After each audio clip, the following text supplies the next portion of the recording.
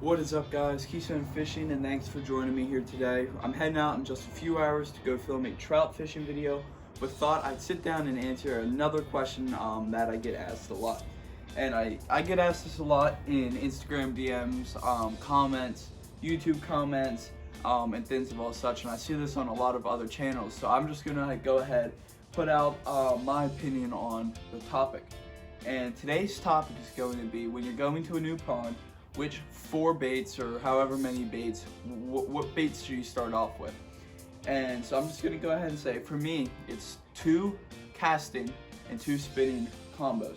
So to start off with, when we buy these super expensive rods and reels and we put nice line on it, we want to protect it. And the one thing you want to do is protect it with rod glove. Here you can see I have the bait glove. This goes with it. Let me just show you guys here.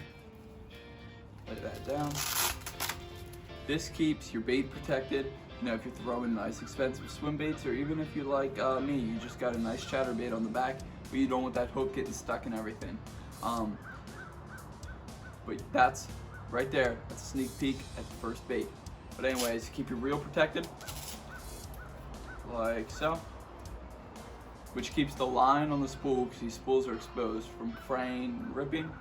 And keep your eyelets and your whole rod and reel protected all the way up to the top, just like that.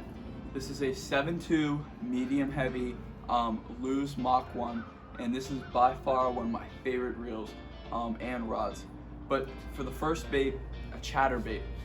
This is my personal preference. You want to go with something moving to get those active fish.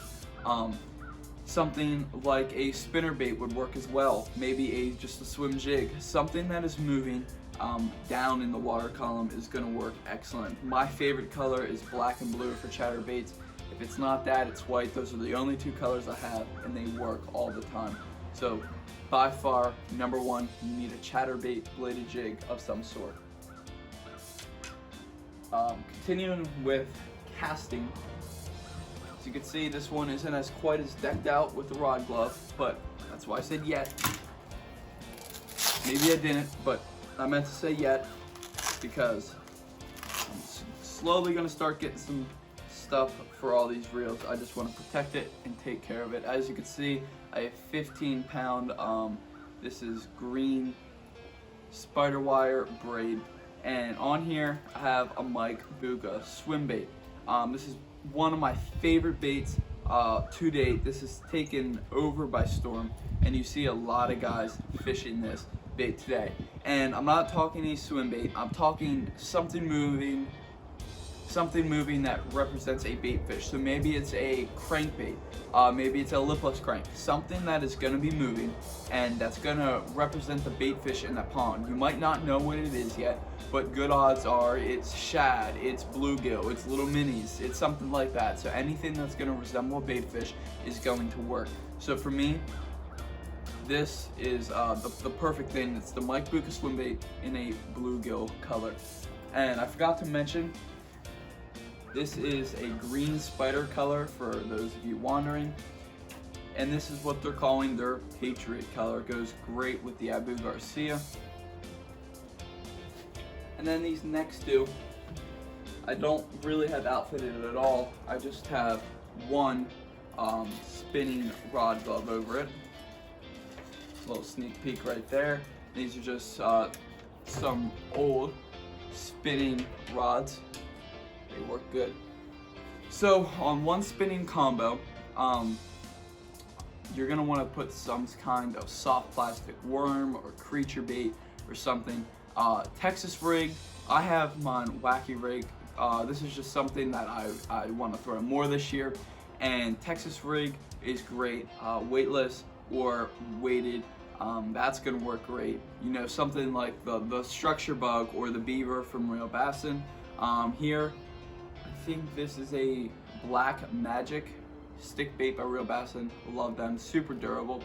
And yeah, so something of a stick bait of some kind is gonna work great. And now, lure number 4 is a confidence bait. So that one bait that you have a lot of confidence in, that's gonna catch a lot of fish for you. You know, it may not be the best for that area, but it's gonna get you your first fish, and then maybe throw in some of these other options that you don't have a lot of confidence in. So your confidence bait is gonna range. Maybe it is a Texas rig, maybe it's a jig. It could really be anything, but for me personally, it's the Ned rig. You guys know me, I love the Ned rig. It doesn't even matter what's on the back, I'm gonna throw a Ned rig. Here it just happens to be the Sakoshi bug. I'm gonna start throwing the RealBassin here. I get my kit in the future. Stay tuned for a giveaway. I'm just saying, it's possible I give one of those guys away. But yeah, so for me right now, I've been fishing with the Sakoshi bug a lot. I think this is green pumpkin orange crawl. But this is something that I love throwing. It looks like a Helgramite bug of some sort, and it has the floating tail there. So this is gonna be real buoyant and stick up in the air, which I really like. Something like the Zman Finesse TRD, or the Zman Finesse Crawls, or something like that. Those work really great, and they represent a lot of different things. So these are my 4 baits that I really like to fish, and my 4 combos. But my advice to you is go find your own. Go find your own confidence baits, but find 4 of them that are going to work for such a thing. I got a lot of confidence that Mike Bucca swim bait. Really love that thing. It looks really good. Fish just love it. Got a lot of confidence in a chatterbait. Something like the stick bait. It's a classic. Everyone, it might not be your confidence bait, but it's something you know catches fish. And then for me, the Ned rig, hands down one of my favorite baits of all time. Now you fish those a little bit, you see them hitting some top water, go ahead and change. But those are the 4 combos, the 4 baits that I'm going into any new water, any new pond with.